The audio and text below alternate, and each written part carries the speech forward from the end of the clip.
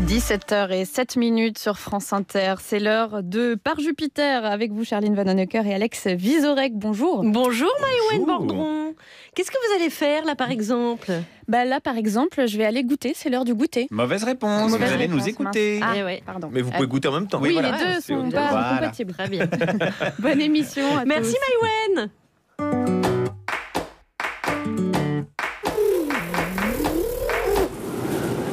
Salut Charline. Chut, un peu de calme. Ah, pardon. Aujourd'hui, on prend le large. Ah, joie, on navigue à vue quoi. Cap sur Par Jupiter, tonnerre de Brest. Oui, on reçoit Mathieu Tordeur, c'est le plus jeune explorateur de France. Oh, ça va, nous on explore aussi. La semaine dernière, on est allé à Saint-Étienne. Moi, je suis déjà allé à Dijon, à Lorient. Mais non, Mathieu Tordeur, il a parcouru le monde entier avec plein de moyens de transport différents. Alex, il a parcouru le monde en trottinette. Enfin, pas le monde, la rive gauche plutôt. Oui, mais bon, voilà. Mathieu Tordeur, il l'a fait en autosuffisance. S'il y a bien quelqu'un qui s'autosuffit, c'est Alex. Ah, ça, oui. Mais il n'est pas allé en Antarctique, Ah Alex. non, ça, Voilà, Ouais. lui si, et à pied, quoi, À bien. pied. Wow. Il a dû s'emmerder. Ouais, en solitaire. Oh la galère, mais pourquoi il fait ça? Il a perdu un pari Ouais. peut-être. Il a été puni? Ah, et vous savez quoi, il paraît qu'il nous écoutait en marchant. Oh la double peine, quoi. Tu marches tout seul par moins 50 et bim, t'as les brefs de Vizorek. Et- Incroyable, non? Et en écoutant les chroniques de Manu Pio, en plus, j'imagine. Oui, le stérile Inuit. Inuit. pardon. Hein Charlie, Et ça va. Non, les Inuits, c'est plutôt au pôle Nord déjà. donc, Alors, tous les jours, inlassablement, Mathieu Tordeur accompagne le chant des baleines avec son bonne être record. Mathieu, il est nietzschéen dans sa ouais, transcendance. c'est peut-être ça le véritable exploit. Hein. C'est vraiment d'écouter vos conneries tous les jours, quoi.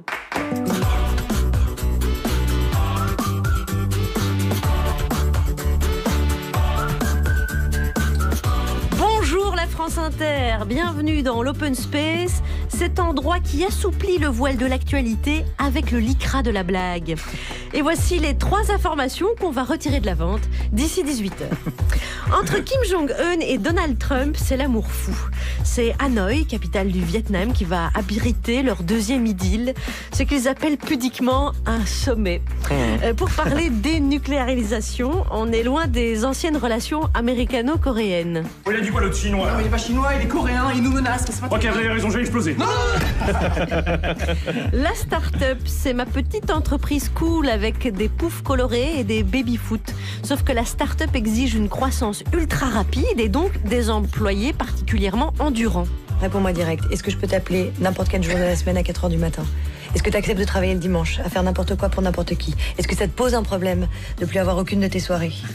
De plus en plus de vacanciers voyagent en solo. La génération Erasmus est habituée à voyager seule. Puis il y a l'augmentation du nombre de célibataires.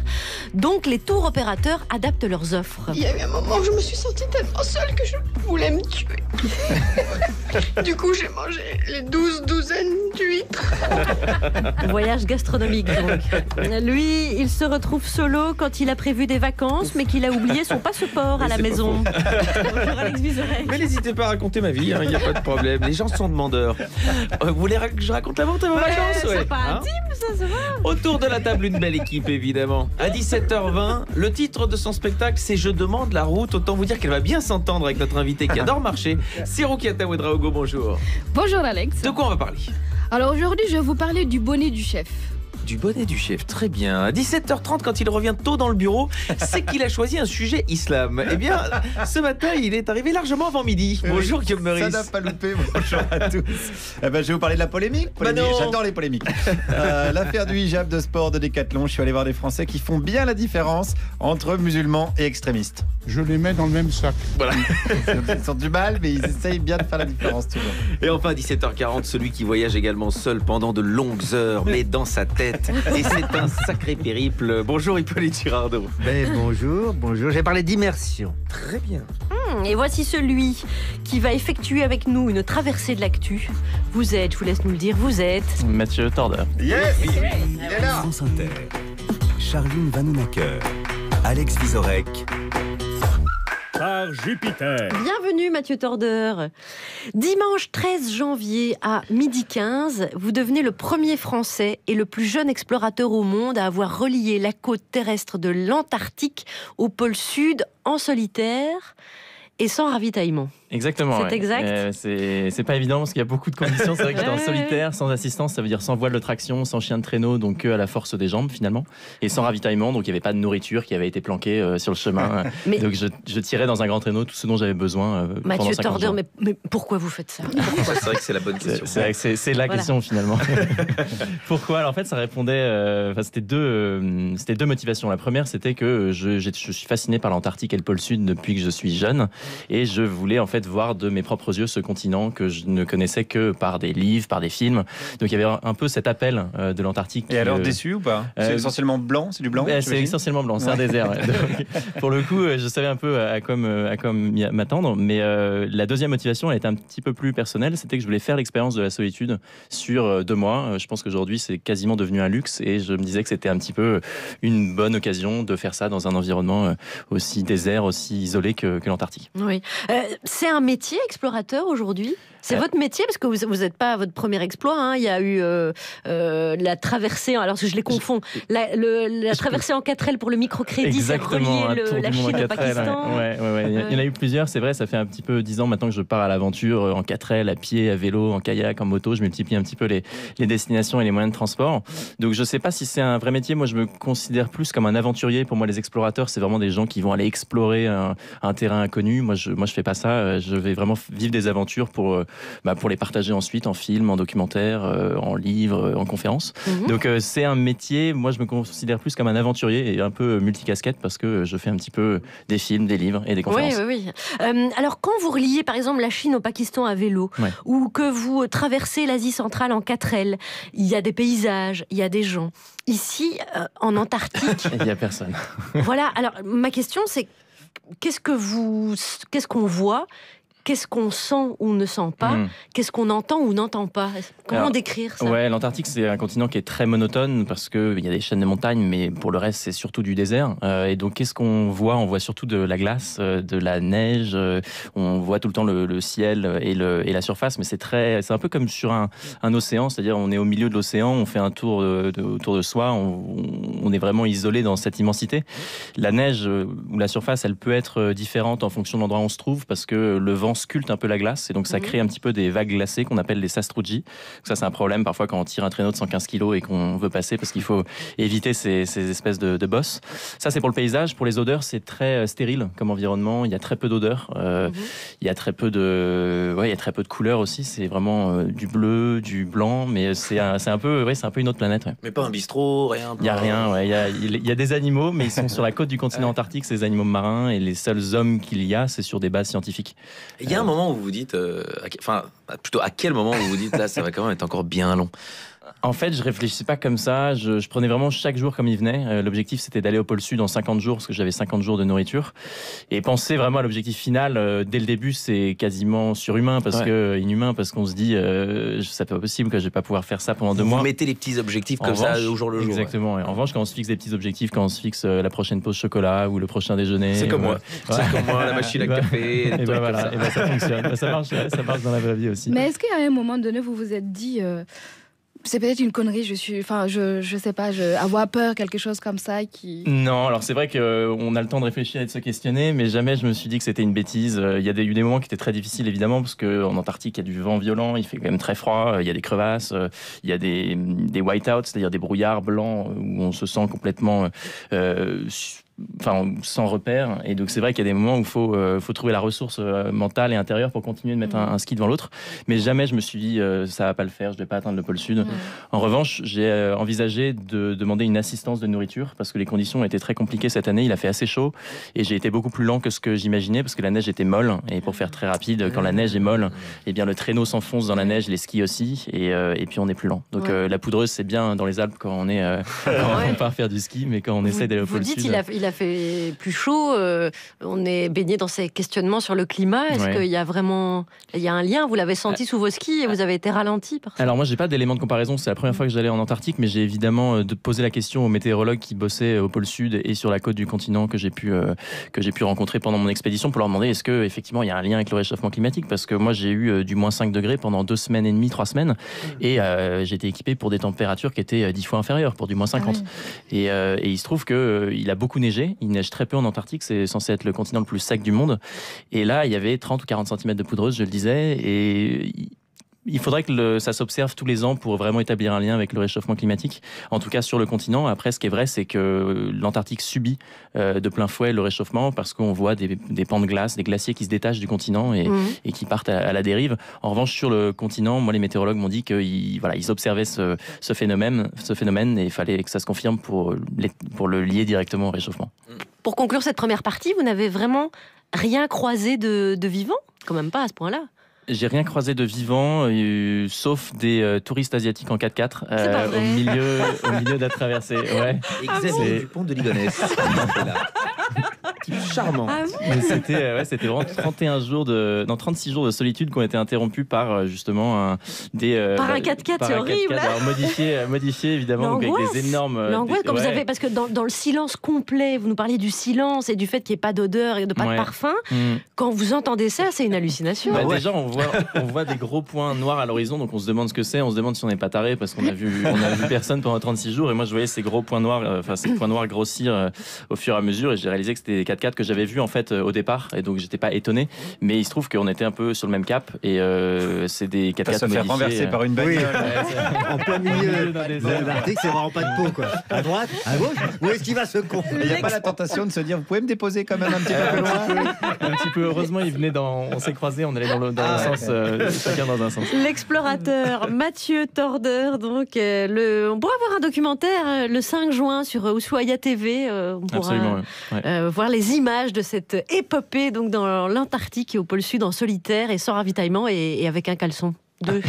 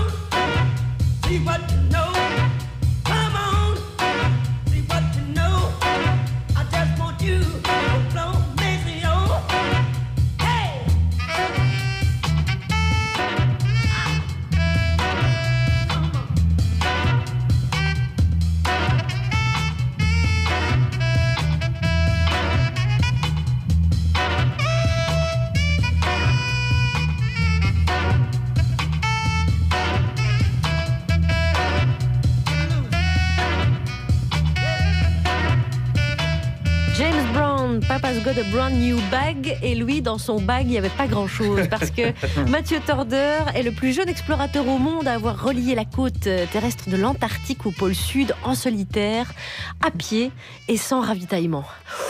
Ça se pose là. Parce que parfois on trouve que les invités ils exagèrent un peu, ils en secouent pas eux, ils écrivent 4 pages et viennent nous en parler. Ici on a un mec qui a bossé.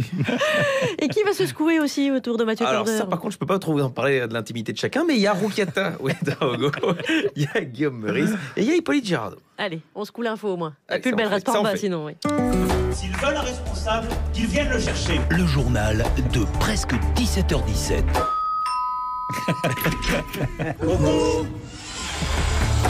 Et on commence par les titres.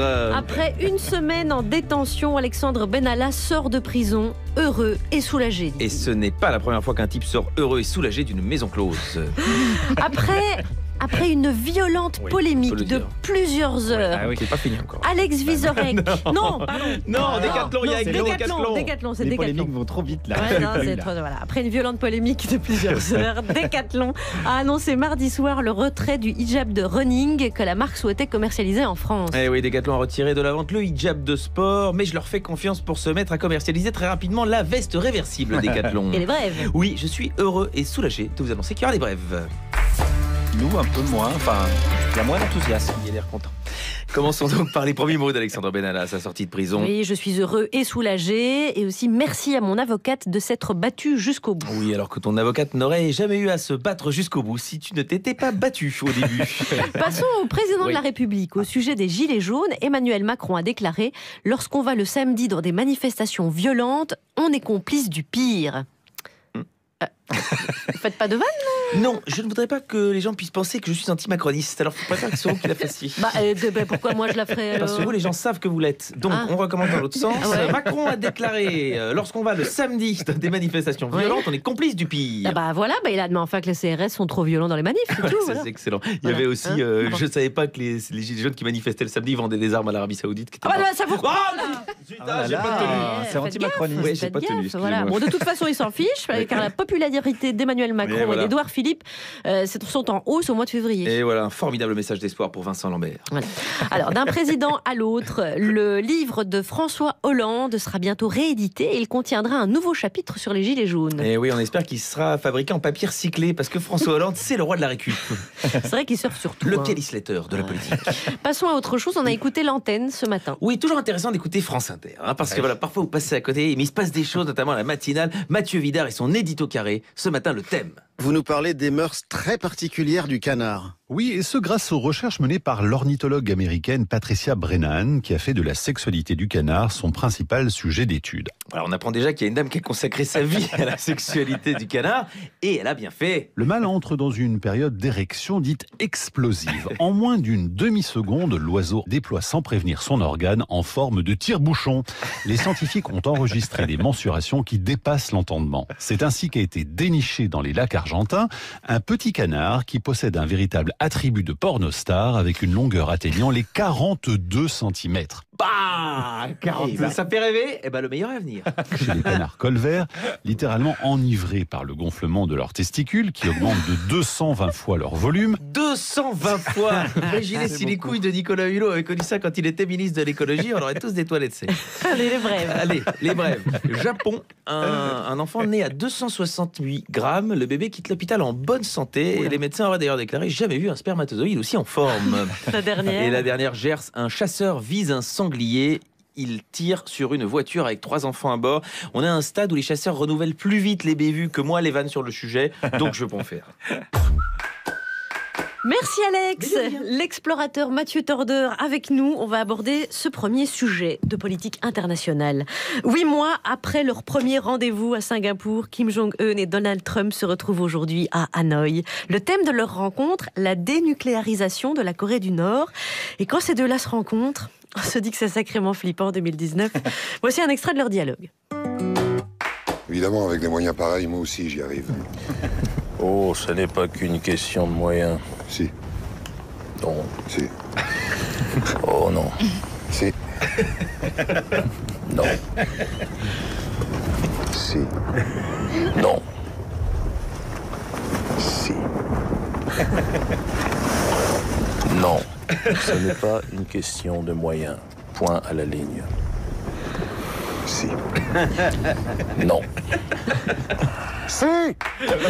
Gérard Darmon et Dieudonné dans Astérix Mission Cléopâtre, le film d'Alain Chabat. Première question avant d'expliquer à nos auditeurs pourquoi nous allons sur ce terrain de la rencontre Donald Trump-Kim Jong-un, qui vous concerne un peu, on va le raconter. Quelle réflexion ça déclenche chez vous de voir Trump et Kim Jong-un qui s'entendent comme larrons en foire? Quand vous voyez les images des deux, qu'est-ce que vous vous dites? Déjà, je les imagine un petit peu tous les deux. Je me dis que ça va être un petit peu le concours de qui a la plus belle coiffure.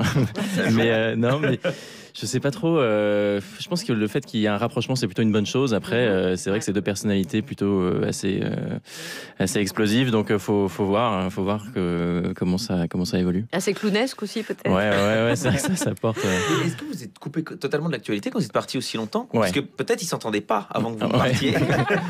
Comme ça change tout le temps, c'est vrai que ça aurait pu être une possibilité. Mais non, j'avais pas. J'envoyais du contenu tous les jours sur mes réseaux sociaux, Instagram, Facebook, pour que les gens puissent me suivre. En revanche, moi, j'avais pas accès à l'internet et je pouvais pas avoir de nouvelles.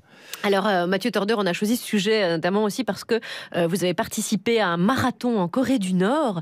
Et ça, c'est quand même exceptionnel. Déjà, un marathon, ça se pose là, mais en Corée du Nord. Alors, évidemment, très encadré parce que c'est. Voilà. Mais qu'avez-vous vu là-bas? Le marathon en Corée du Nord, c'était un petit peu le point d'orgue de mon voyage en Corée du Nord. Je suis resté une semaine seulement, mais c'est le seul moment en fait où on peut. Enfin, où on est libre. On n'a pas de guide qui vous suit. On peut vraiment. Vous courez trop vite. Non, mais il y a deux choses qui sont assez étonnantes sur le marathon de Pyongyang. C'est que la première, on est obligé de terminer en moins de 4 heures parce que en fait, il y a l'arrivée qui se fait dans un stade et pour pas qu'il y ait des touristes étrangers qui se dispatchent trop dans la ville, et il faut qu'ils arrivent à une certaine heure. Moi, j'avais jamais couru de marathon en 4 heures, donc j'avais un peu la pression. Et la deuxième, c'est que c'est le seul moment où en Corée du Nord, en fait, on est un peu tout seul et on court avec les Nord-Coréens. Donc le voyage en Corée du Nord, c'est une expérience en soi hyper intéressante parce que c'est vraiment un pays totalitaire. Après, en courant, on a le temps d'apprécier le paysage ou pas? Parce que vous êtes quand même centré sur l'effort. Un petit peu, mais moi ce qui m'intéressait le plus, c'était plutôt un petit peu la pseudo-relation qu'on avait avec les Nord-Coréens, parce qu'on courait pas qu'entre étrangers, on était aussi avec les Nord-Coréens, et là il y avait quelque chose, une petite alchimie qui s'était créée entre les Nord-Coréens et les étrangers, parce qu'on fait tous un marathon, on court tous, on est tous dans l'effort, et puis finalement il y a les valeurs du sport qui sont un petit peu au-dessus de tout, parce qu'on se tape dans le dos, parce qu'on se file une barre de chocolat s'il faut. Moi je me souviens, j'ai échangé une bouteille d'eau avec un Nord-Coréen, ça paraît un peu anodin, mais dans un pays comme la Corée du Nord, c'était assez nouveau, et en tout cas dans ma semaine là-bas, c'était un peu le moment fort du voyage. Il y a beaucoup de photos sur votre site, je vous conseille le site de Mathieu Torder pour vous faire une idée de toutes ces aventures, bien sûr.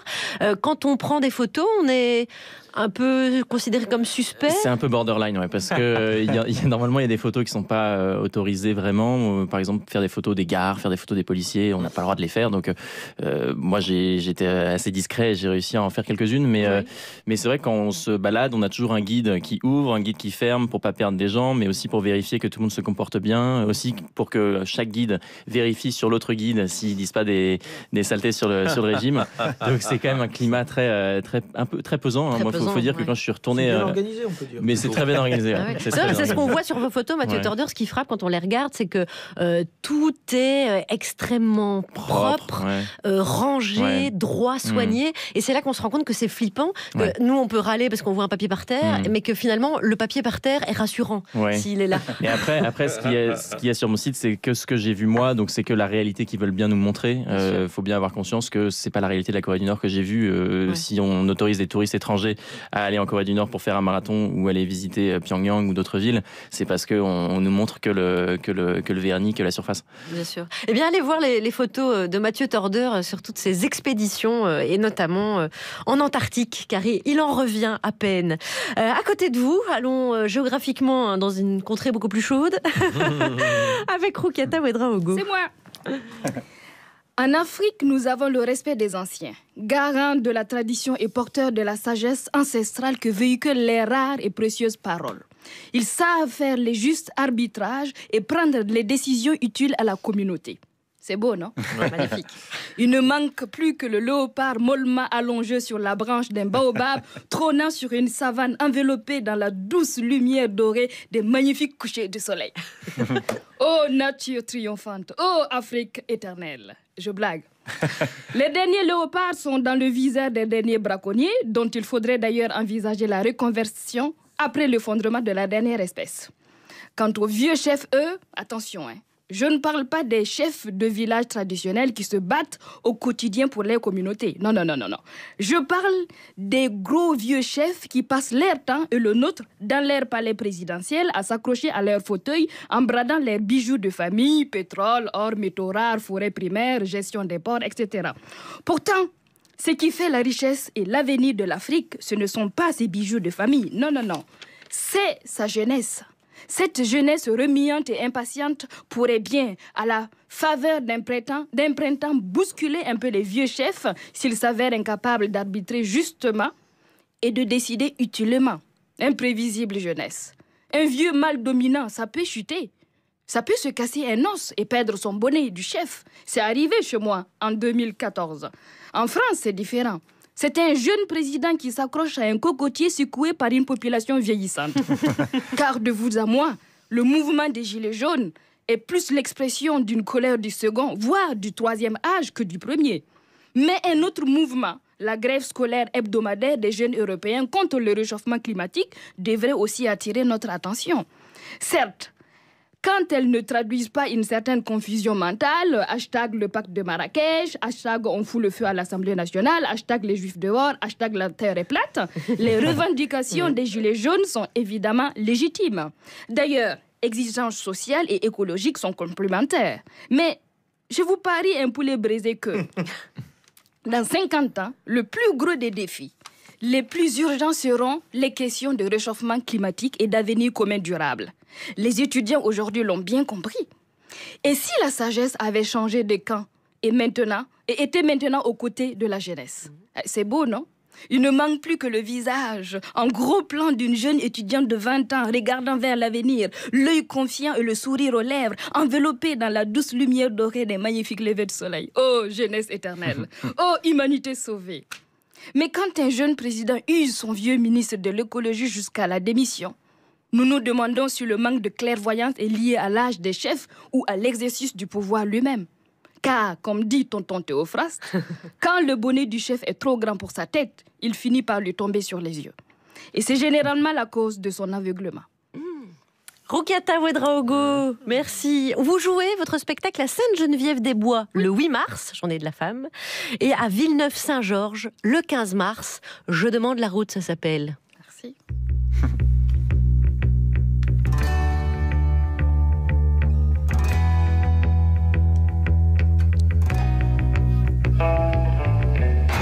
Mathieu Tordeur est avec nous.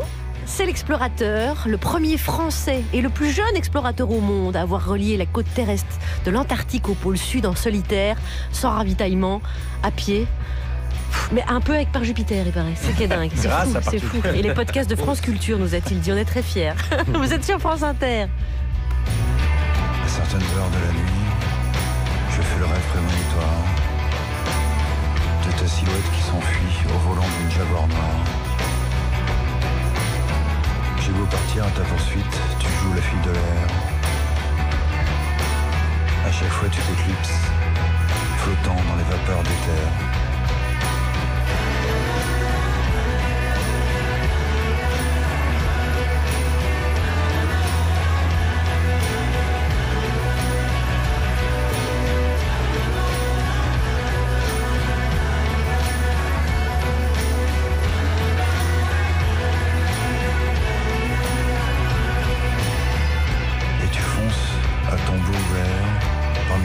Paysage. La lune est comme un diamant vert. Je ne vois jamais ton visage. Autour de nous, à l'infini, je sens vibrer l'énergie noire des étoiles et des galaxies, du futur et de son miroir.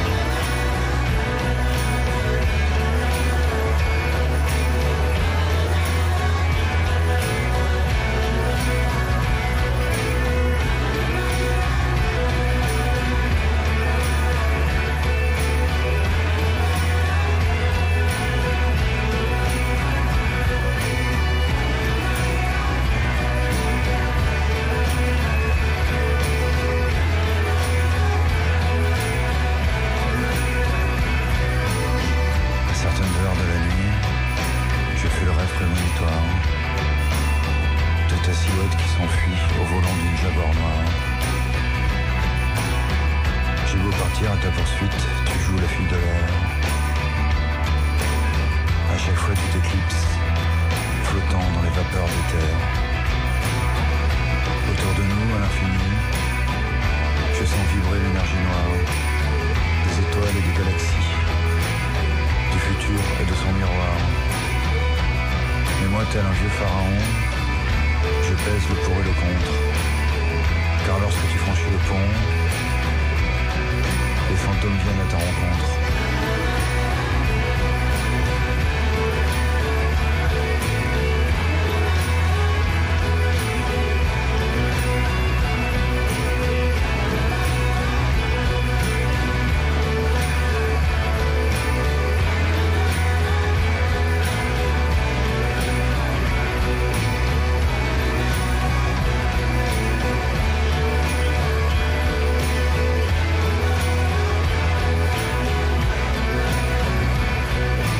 Fantôme de Liminianas sur France Inter par Jupiter avec Mathieu Tordeur, son expédition en Antarctique au pôle Sud, vous pourrez la voir sur Ushuaïa TV le 5 juin. Il y a aussi un livre qui est paru sur votre tour du monde du microcrédit en 4L avec Nicolas Aubert, c'est paru en 2016 aux éditions Magellan et compagnie, bien sûr. Mathieu Tordeur de la Société des Explorateurs avec nous. Autre type d'exploration urbaine et iconoclaste, mais néanmoins passionnante, Guillaume Meurice. Oui, puisque la République est une fois de plus frappée en plein cœur hier avec ces images terribles, la classe politique sous le choc, la barbarie est de retour dans notre beau pays. Et en effet, un hijab de sport a été mis en vente par Decathlon. Voilà, vous avez bien entendu, donc un hijab de sport, micro-alvéolé, 92% polyester, 8% élastane. On attend la revendication de Daesh pour en savoir plus sur le lavage en machine. Rien que d'en parler, ça me fout la chair de tagine au poulet. Défier ainsi les valeurs de la République, c'est inacceptable. Rappelons-le, s'attaquer au sport alors que Charline a pris une carte à la salle pour y aller une fois par an. C'est vraiment de la provocation. On est avec vous, Charline, on ne lâchera pas. Si vous lâchez, ça veut dire qu'ils ont gagné, n'oubliez pas. Alors rassurez-vous, suite au scandale, Decathlon a retiré son article de la vente, mais la cicatrice reste profonde pour un peuple de France traumatisé. Je suis donc allé à son chevet ce matin, parce que ça fait partie de ma mission de service public. Vous attendez soigner les âmes.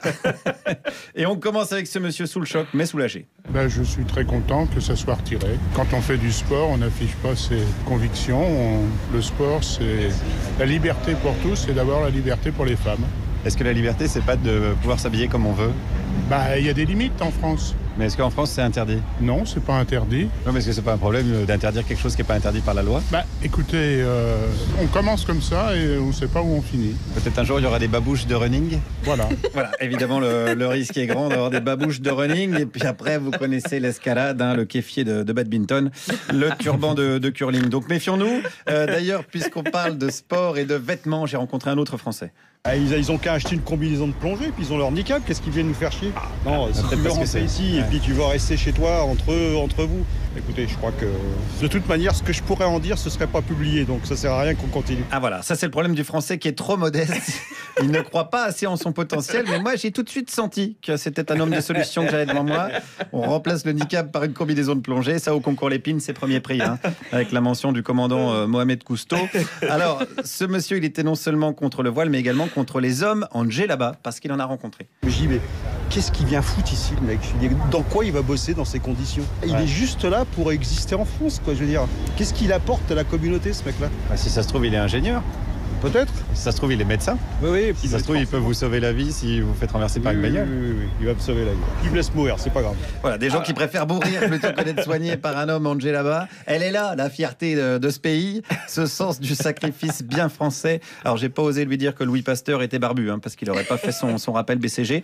Parce que lui, il aime les gens qui ont le look de chez nous. Chez eux, ils font ce qu'ils veulent, mais quand je dis chez eux, c'est les gens qui portent le voile, etc. Effectivement, ils n'ont rien à faire ici. Voilà.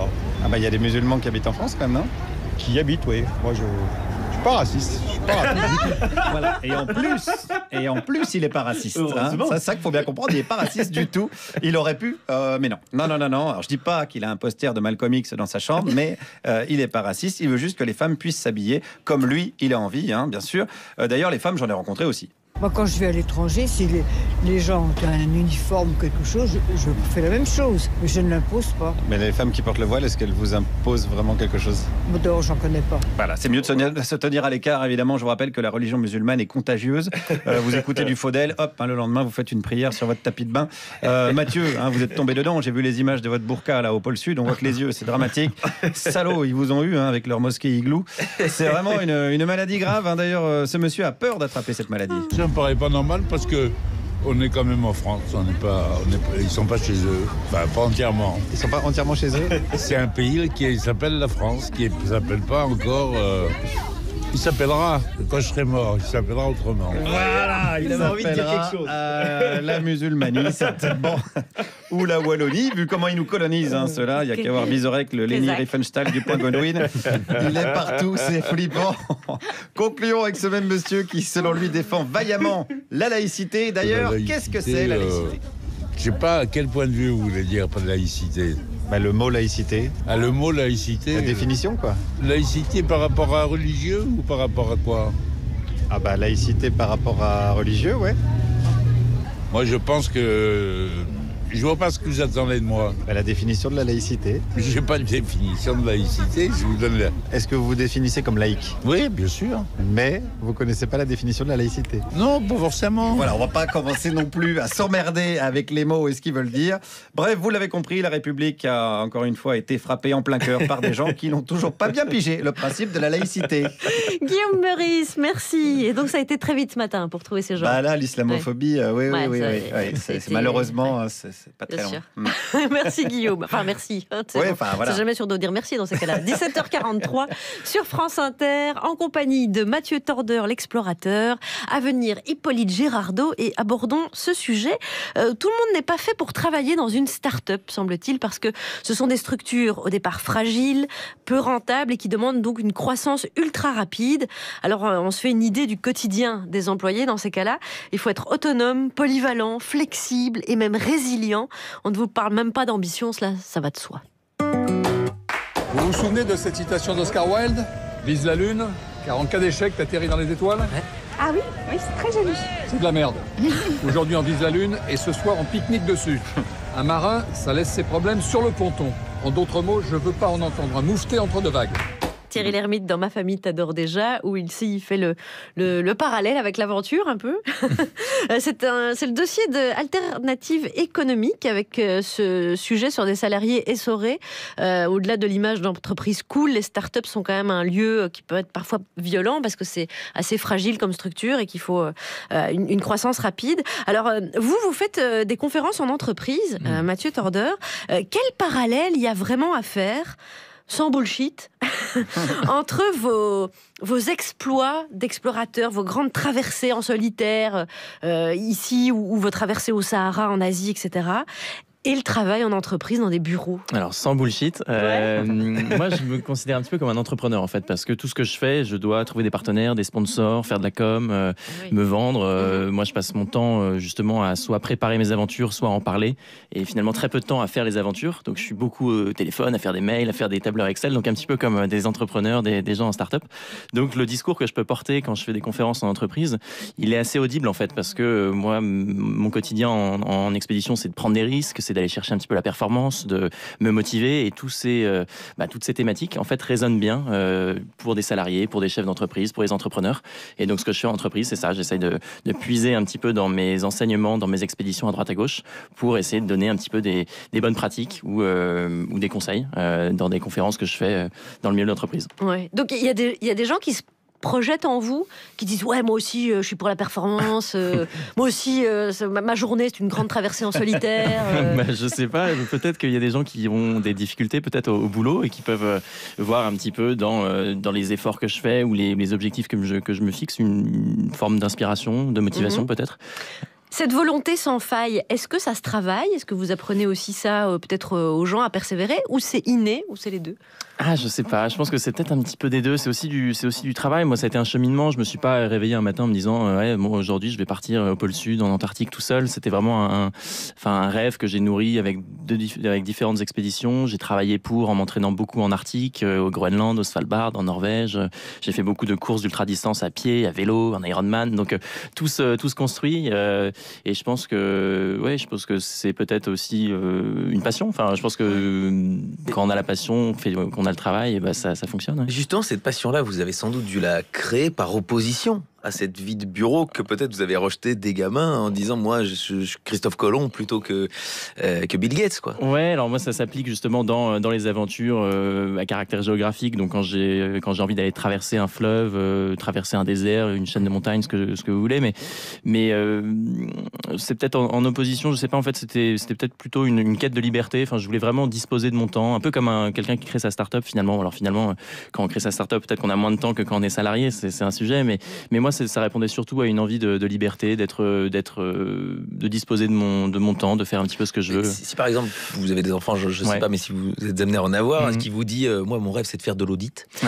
Est-ce que tout mon respect pour les gens qui font de l'audit, hein, mais est-ce que vous allez lui dire écoute peut-être papa il a fait 1000 fois autre chose, est-ce que tu as réfléchi à ça? Ou non, vous allez lui dire l'audit, je pense, c'est ça qui. Moi je pense qu'il faut être bien dans ses baskets. Moi je me verrais pas en faire. Si c'est une envie de faire de l'audit, pourquoi pas.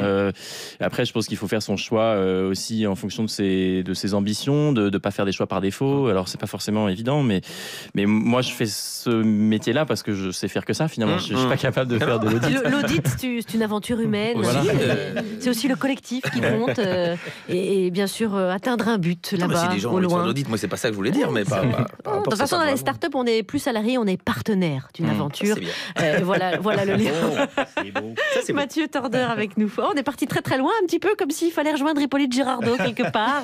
La transition. Bon. Mais alors, personne l'avait vu, la transition. Mathieu, j'ai lu un peu votre bio là, mais je comprends même pas comment vous êtes là en fait. Quand je pense, non mais c'est vrai, quand je pense que le 15 janvier, vous étiez après 50 jours de marche, traînant 115 kilos, le tout par moins 50, et en ayant changé une seule fois de caleçon. Fallait pas le dire. Quand même, c'est marqué dans la bio, une seule fois, vous m'entendez, bande de surconsommateurs de changement de caleçon. Non, moi je fais pareil. Rien qu'à vous regarder, moi j'ai froid, moi. Mais votre truc, on a compris, c'est l'immersion. D'ailleurs, vous racontez, c'est assez beau qu'il arrive un moment où tout est tellement blanc autour de vous, le brouillard et la neige se confondent que vous tombez par terre. Votre oreille interne ne comprend plus rien. Vous êtes tellement immergé dans cette Antarctique immense, désertique, quasiment extraterrestre, que vos sens humains vous lâchent. C'est sérieux votre truc, c'est très fou, très sérieux. C'est pas de la blague, c'est pas de l'immersion à la petite semaine. Hein. C'est pas comme faire le tour des tentes quechua dans Paris pour rencontrer les SDF et voir pour de vrai ce que c'est que de vivre dehors. Hein. Surtout nuit où le printemps est là, quasiment. Hein. Même s'il le précise, l'annonce du gouvernement, le président est en jean. Il est en jean? Ah ouais, évidemment, il est en jean, le président. Bah oui, évidemment, il s'immerge. Mais lui, c'est le genre d'homme à changer régulièrement de caleçon, pas comme vous. Et je pense que ça aurait eu une autre gueule si on nous avait précisé qu'il n'avait pas changé de caleçon depuis une bonne semaine pour être davantage en immersion.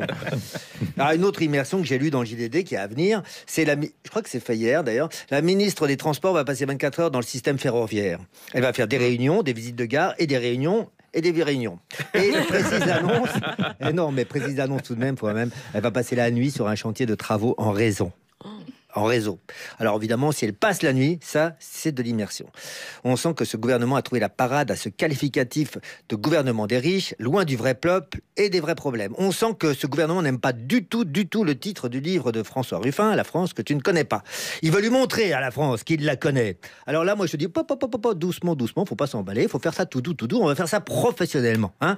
On va prendre exemple sur Mathieu Torder, qui a préparé son expédition patiemment, a levé des fonds, choisi les bonnes chaussettes, lifter correctement ses skis et surtout trouver le bon caleçon, celui qui se nettoie tout seul. Parce que l'immersion, non, c'est pas de l'impro, ça se prépare.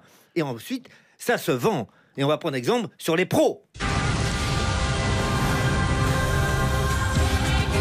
Bonjour à tous et à toutes, voici les épreuves que nos candidats vont franchir. dans des conditions d'immersion totale dans l'île de France lambda. Les gagnants auront droit à une deuxième saison après l'épreuve du remaniement. Et d'abord, je vous présente nos candidats. De Rugy qui va s'immerger totalement dans un épandage de glyphosate, sans masque et sans gants. Castaner qui va s'immerger en gilet jaune dans une grande manifestation entièrement contrôlée par les forces de l'ordre, épuisé et vénère. Le maire qui va s'immerger dans une usine qui ne trouve pas de repreneur et qui va être délocalisé. Blanquer qui va s'immerger dans une classe de banlieue et les conduire vers Paris en passant devant un cordon de policiers Gare du Nord. Et Darmanin qui va s'immerger dans la chenille uniquement occupée par des labradors qui ne se prennent pas pour Amélie de Montchalin. Et enfin, Nicole Belloubet qui va, elle, s'immerger en hijab de sport dans un marathon féminin. Bonne chance à tous nos candidats qui, je vous le rappelle, sont en jean et avec un seul caleçon. Hippolyte Girardot. C'est la musique de Koh-Lanta ? Ah oui, exact. Ouais. C'est ce que ce gouvernement, c'est un peu rendez-vous inter-inconnu quand même aussi. C'est les deux. Je connais pas cette émission, mais tout le monde connaît. Il faudra arrêter que l'antimacronisme primaire. Ouais, je crois aussi que ça c'est. Ouais, c'est pas bien. C'est ce qu'on se rapproche des. Merci, Hippolyte Girardot. Mathieu Torder est avec nous, l'explorateur. Et on va aborder ce dernier sujet ensemble, car on est seul. On meurt seul. Et entre les deux, maintenant, on voyage seul. Oui, de plus en plus. Après une séparation, la perte d'un emploi ou tout simplement cette génération Erasmus qui a déjà goûté à l'expatriation en solo et qui goûte donc au voyage en solitaire, le nombre de ces voyageurs augmente. Moi, je préfère rester toute seule. Ah, ça c'est un bon son. Là, ça sème pour Laurie. On a besoin. Mathieu Torder, il chantait ça. Je suis sûre que vous chantiez ça. C'était pas dans ma playlist. C'était pas dans ma Vous l'aviez oublié. Qu'est-ce qu'il y avait sur votre playlist, par exemple ? Est-ce qu'il y a des chansons que vous écoutiez en boucle ? Non, ça c'est vite, hein, parce que 12 heures de ski par jour pendant 51 jours, il fallait avoir des podcasts. Alors, voilà pour ce sujet. Effectivement, il y a de plus en plus de vacanciers qui partent seuls pour diverses raisons. Mathieu Torder, vous, qu'est-ce que vous faites quand vous êtes en vacances ? C'est une bonne question, parce que je passe mon temps un peu à droite à gauche. Quand je suis en vacances, j'aime bien retourner dans les endroits que je connais de mon enfance. Donc, un peu la famille, la Bretagne, maison familiale des copains. D'accord. Ouais, donc là, je veux dire, en groupe, enfin en famille, entre amis, quoi, justement. Plutôt. Quels sont les bienfaits du voyage en solitaire ?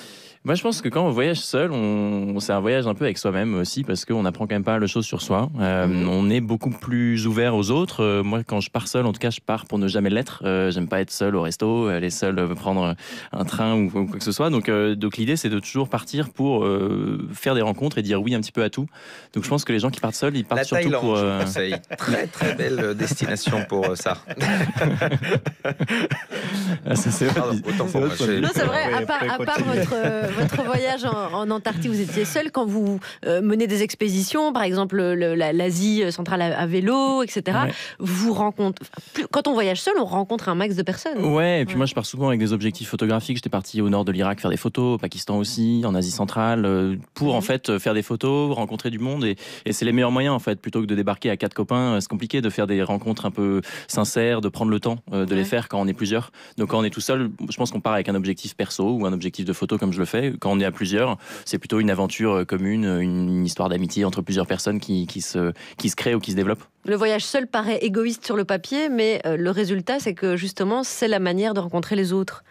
Ouais, c'est plus simple. À mon sens, c'est plus simple de voyager seul pour faire des rencontres. Et qu'est-ce que vous faisiez, par exemple, le soir, ou comment vous vous occupiez l'esprit, le peu de temps que vous aviez pour vous reposer ? En Antarctique. En Antarctique, par exemple. J'avais déjà très peu de temps parce que les conditions étaient compliquées cette année en Antarctique et j'ai vraiment dû maximiser mon temps de ski. Donc c'était 12 heures de ski par jour. Le soir, quand le soir venait, en fait, je montais ma tente, je faisais fondre ma glace, je m'alimentais, j'envoyais un petit post via téléphone satellite sur les réseaux sociaux et puis après, j'essayais de dormir. Il faisait jour en permanence ? Il faisait jour en permanence, ouais. C'est l'été austral, donc il y a 24 heures d'ensoleillement par jour. Et vous avez emmené musique, podcast ? Ouais, musique, podcast. Lecture, il y avait sur votre... Non, pas de lecture, parce qu'en fait, il fait assez froid et du coup, la lecture, c'est un peu les mains en l'air et donc on a rapidement au doigt. Et puis en fait, je voulais vraiment maximiser mon temps. Je me divertissais en écoutant des podcasts, plus que de la lecture dans le sac de couchage.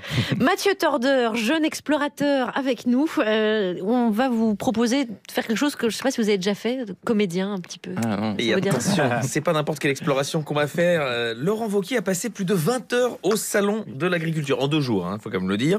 Alors il a joué l'expert du monde agricole, il connaît hyper bien tout, alors qu'il a plutôt grandi en ville. Alors comment ça s'est réellement passé ? Guillaume Meurice, vous êtes Laurent Wauquiez, Mathieu, vous êtes son coach, et Charline et moi, on est agriculteurs. Allez, c'est parti pour la visite.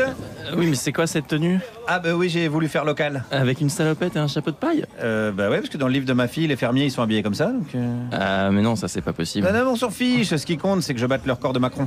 Je veux avoir le record du temps passé au salon de l'agriculture, en solitaire et sans ravitaillement. Ah, vous voulez être le Mathieu Tordeur de la politique? C'est ça, exactement. Ok, la technique c'est de faire l'inverse de Chirac. Ah d'accord, d'être honnête? Hein? Non, rien, c'est une blague qu'on faisait au RPR à l'époque. L'idée c'est de ne pas manger ni boire à chaque stand. Ah bah ça, je risque pas de toucher quoi que ce soit, j'ai pas fait mes vaccins donc... Non, ne prenez pas de haut. Vous placez les mots-clés et vous faites semblant de venir du monde agricole. Ah oui, alors ça je sais faire, ça j'ai déjà fait semblant de connaître Sœur Emmanuel donc... Bonjour Monsieur Vauquier. Bonjour monsieur. Non, c'est madame. Ah oui, Ouais. madame, rapport, d'accord. Maintenant que vous le dites, effectivement. Mais avec la combinaison et les bottes, bon, on a du mal à faire la différence. des fois. Ça va être long. Vos vaches, elles sont charolaises, non? On les reconnaît parce que c'est une race qui a beaucoup de caractère. Bah non. Elles sont pas charolaises? Non, c'est pas des vaches, c'est des moutons. Ah oui, maintenant que vous le dites, d'accord, rapport au tout ce qui est... D'accord. Et ça pousse où les moutons? C'est en région PACA, non? Non, mais ça pousse pas, ce sont les animaux, c'est de l'élevage. D'accord, parce que je pensais que la laine de mouton, ça poussait dans les arbres comme le coton, quoi. Bon, allez, faites comme on a dit, Ouais. parlez-lui de la profondeur de bassin. D'accord. Ah oui. Alors, en tout cas, madame, je dois bien le dire, vous avez une très très bonne profondeur de bassin. Ah, quoi? Non, celle du mouton. Bon, laissez tomber, on va passer au stand suivant. Dommage, parce que je sentais que ça accrochait bien avec la dame. Oui, alors ici, nous avons un éleveur de vaches. Ah, bonjour, monsieur, c'est bien ça? Ouais, c'est ça. Ouais. Ok, ouais, j'ai tout de suite vu, parce que vous avez un peu plus de poils au menton que la dame d'avant. Donc, non, vous ne pouvez pas dire ça. Alors dites-nous, monsieur, vous élevez quoi? J'ai un élevage de 50 de limousines. Ah bah vous devez avoir un grand garage. Non, il parle des vaches limousines. Ah non, mais je sais, je plaisante, on a le droit de rigoler un peu quand même, non? Oui, d'accord. Bon, c'est pas tout, mais ça se sent quand même un petit peu fort, là. Hein. Ouais, on va bouger. Vous voulez aller où? Bah on peut changer si on allait au stand des pingouins, par exemple. Merci Mathieu Tordeur. Je rappelle que vous êtes arrivé dimanche 13 janvier à 12h15, Exactement. devenant le premier Français et le plus jeune explorateur au monde à avoir relié la côte terrestre de l'Antarctique au pôle Sud en solitaire à pied sans ravitaillement. Et le documentaire, ce sera sur Ushuaïa TV le 5 juin. Et puis on peut toujours se procurer votre livre sur votre tour du monde du microcrédit en 4L avec Nicolas Aubert aux éditions Magellan et compagnie. Merci beaucoup. C'était un plaisir de vous rencontrer, Mathieu Tordeur. On vous suivra désormais de près. Merci à tous les amis autour de cette table. Merci aux auditeurs. Mathieu Tordeur, on va vous laisser le mot de la fin, ce que vous avez déclaré le jour où vous êtes arrivé, le fameux dimanche 13 janvier. Il y a eu un moment où je me suis sentie tellement seule que je voulais me tuer. Air France. France. La France. Is in the air. La France est dans l'air. Dis Air France, moi, je suis toute petite. Est-ce que ça veut dire que mon billet, il est plus petit que celui des grands? En quelque sorte. Chez Air France, le billet enfant est jusqu'à 30% moins cher qu'un billet adulte pour les voyages en famille. Et encore plus de surprises attendent vos enfants avec l'offre Kids. Air France. France. La France. Is in the air. Retrouvez toute notre offre famille sur airfrance.fr ou dans votre agence de voyage. J'ai acheté ça quand on a ouvert. Au début, j'ai trouvé ça super marrant.